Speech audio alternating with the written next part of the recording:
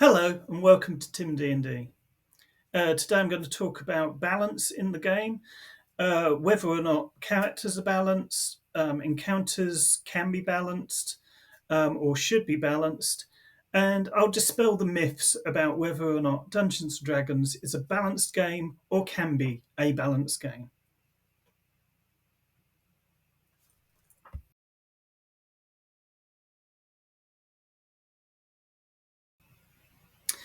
One of the biggest contentions in the game is that some races or some classes are better than others, um, or combinations of the two are better than others.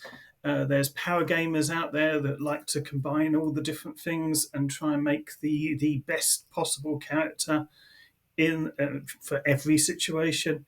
Um, Personally, I do not understand the logic of these people. I don't understand why people have to discuss whether or not one character type is worse than another. Um, Classically, the Ranger in 5e has been considered the worst character type um, going and isn't as good as any of the others. Um, I tend to think Dungeons and Dragons, it's a cooperative game. You come together as a party to solve a problem. Yeah, sometimes some character classes aren't going to be great in some situations or a lot of situations. But that one time where they are brilliant is going to shine through. Um, and realistically, the dungeon master is responsible for putting those situations out there for those character classes and character races so that they can shine. Um, if you know you've got a ranger, make sure you've got some times where tracking and specifically tracking their favoured enemy comes up. That's your job. Maybe that won't fit in with your the world you've created. But then, if that's the case, you should probably have talked to the person who's playing the ranger so that they could um, change around their character slightly to work around the setting you're putting them in. Um, for instance, if they said that they wanted to, their favoured enemy were goblinoids and orcs, for instance, if your campaign wasn't going to have any of that, tell them what sort of creatures they are going to be facing so that they can come up with that, um, alter that slightly to fit in your scenarios. It's simply done. It's all about communication. That's that sorted. Um, but yeah, there's going to be times where the barbarian is fed up with having to run from one side of the table to the other in order to engage the enemy just for them to teleport away. They're not at best at range. That's not their forte. But then other times the wizard is going to be needing that barbarian to stand in the way of 15 goblins which are coming at them from all directions, where fireball doesn't actually kill all of them. Um, Different situations, different character types. It's the DM's responsibility to make every one of those able to shine at different times. And realistically, as a group, you should be excited for the time when one person shines above the others. That's the way the game's meant to work. It's the way the game does work. Um, it's not possible in a game as complicated as Dungeons and Dragons to create a perfect balance at all times where nothing has an advantage over the other and it's all great. And it would be boring as hell if you did do that. I don't know why anyone would want to play it if there was never a time when you could really shine above someone else. It's the way you make your character different and separate and more than just a piece on a chessboard. That's how that works. So don't try to make a balanced character. Don't try and make a character which is great at everything. Enjoy the character for its flaws, its ups and its downs. Enjoy the character for who the character is, which is a totally different thing. Who ever said that there were balanced characters? Um, and enjoy the pros and cons of those characters, um, and use each other to make sure that the game goes as well as it can for you.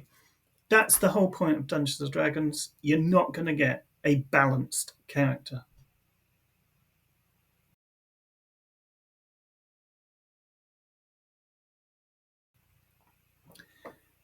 Encounter balance is one of the most strenuous parts of being a dungeon master.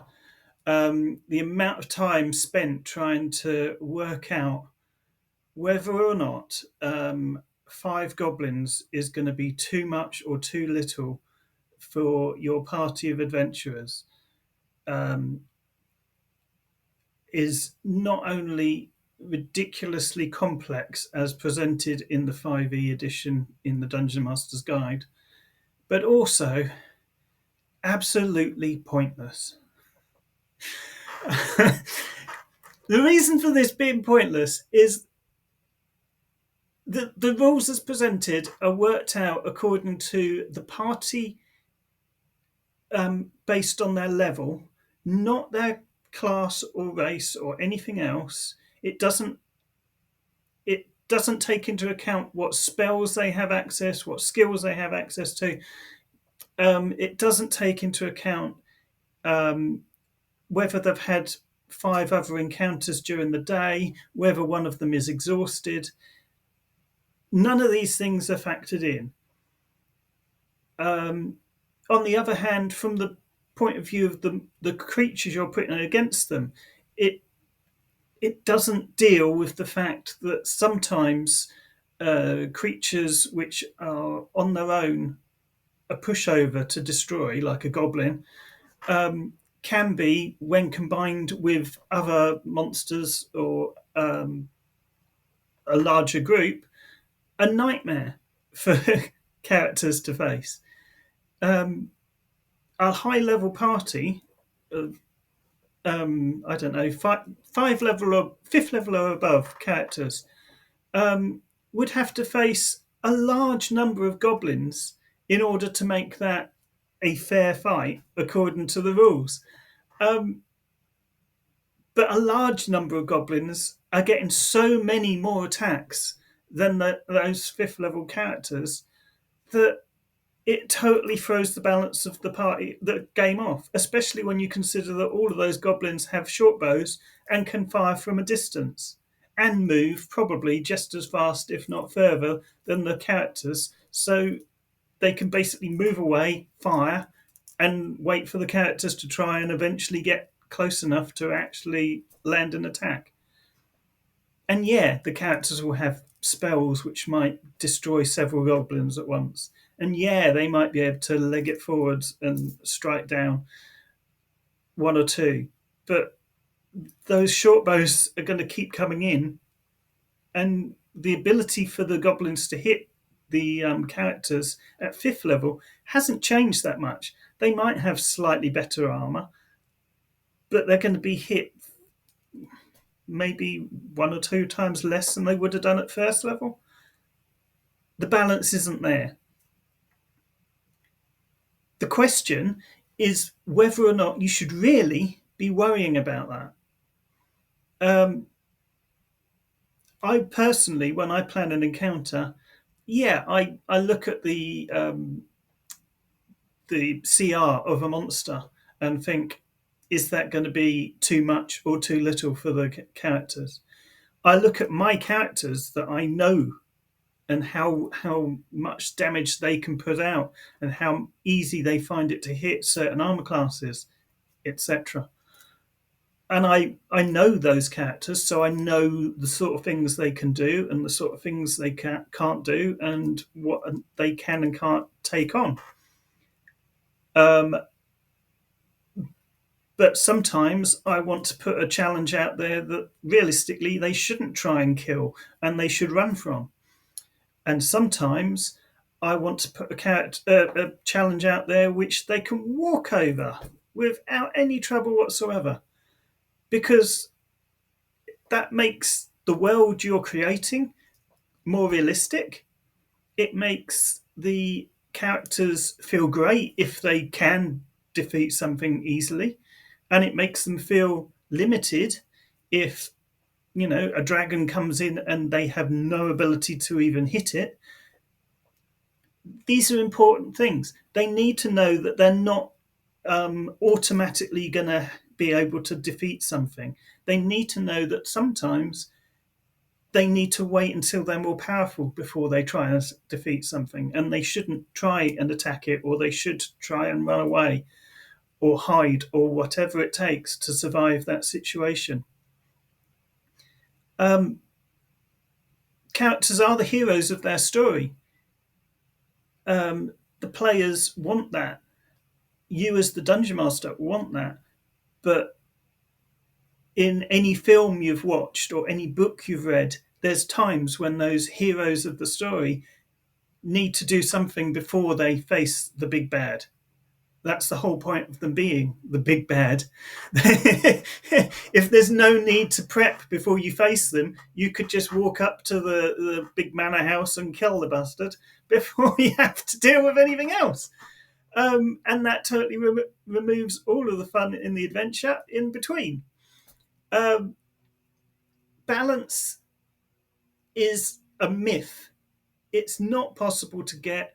You can roughly work it, but sometimes on the fly, if a previous encounter has gone badly for the players, you're going to need to change the balance of the next encounter somewhat.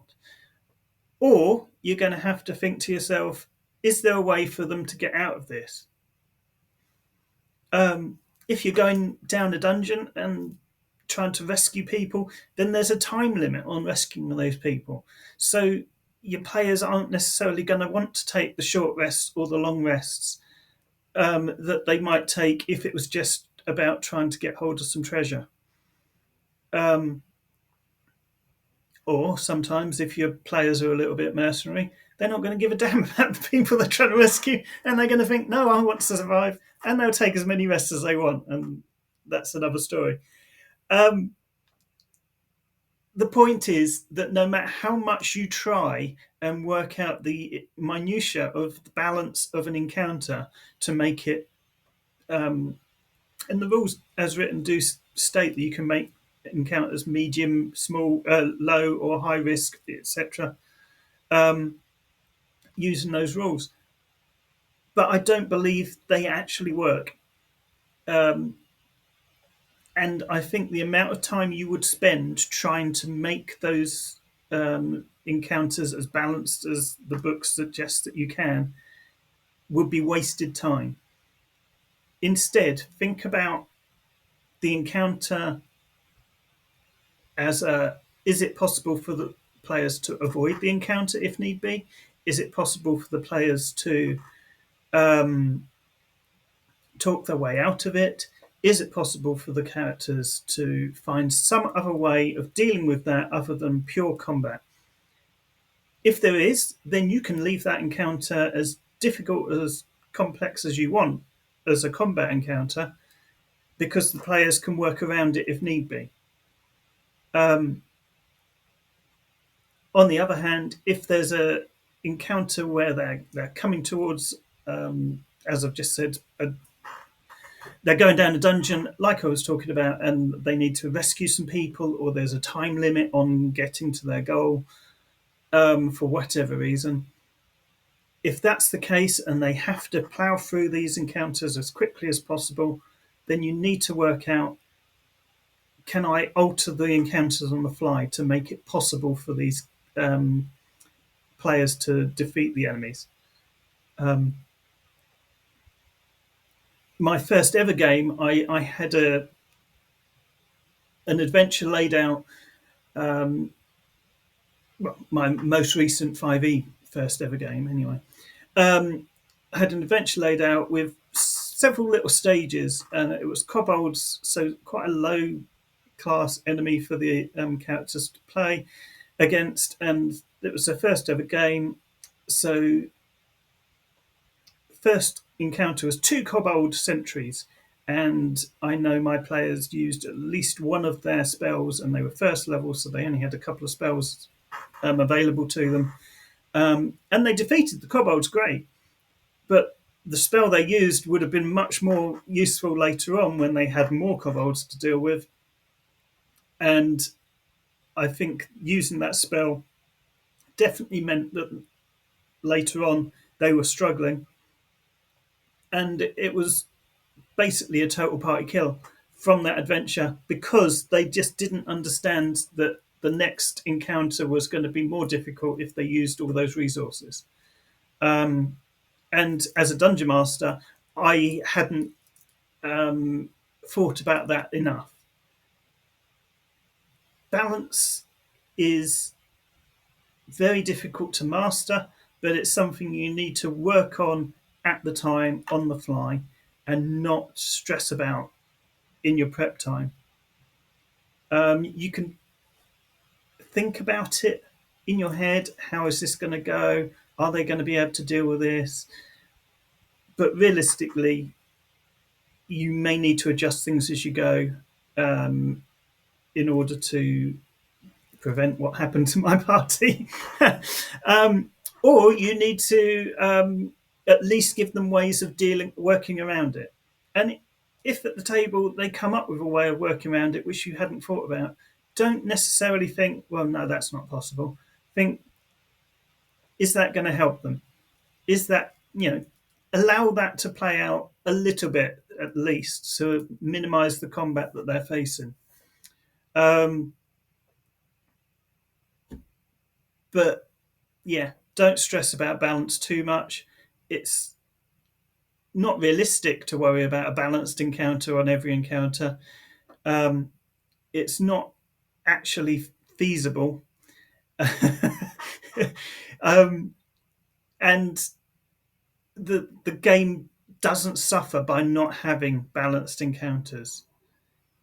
In fact, if anything, the game is better for not having balanced encounters.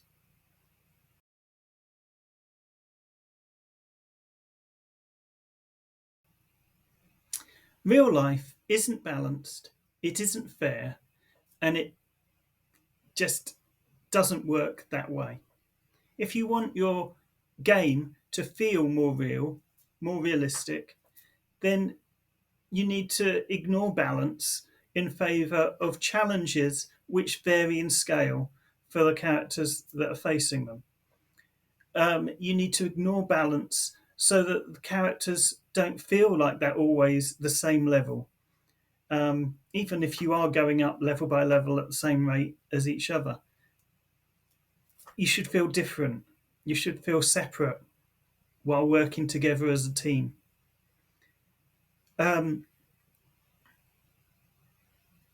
If you want to create a campaign which feels real and engaging, then balance is something you should try and ignore completely and just focus on as far as did this work well? Is this going to be an easy encounter? Is this going to be a difficult encounter? That's all you really need. If it's going to be a really difficult encounter, is there a way the characters can avoid it altogether? That's what the characters themselves should be thinking as well as they go into every single encounter. Is this going to be something we can survive? Is this going to be something we need to avoid? That's a realistic way that adventurers would be thinking if they went into a dungeon. Are we going to be able to come out again with the treasure we've just found? Or are we just going to throw our lives away needlessly in order to get this treasure? Adventurers are brave. They're not stupid. They know what they're doing is dangerous. So if that's the case, they're going to be cautious. And by creating unbalanced encounters, you're making them think cautiously. That's my take on balance, guys.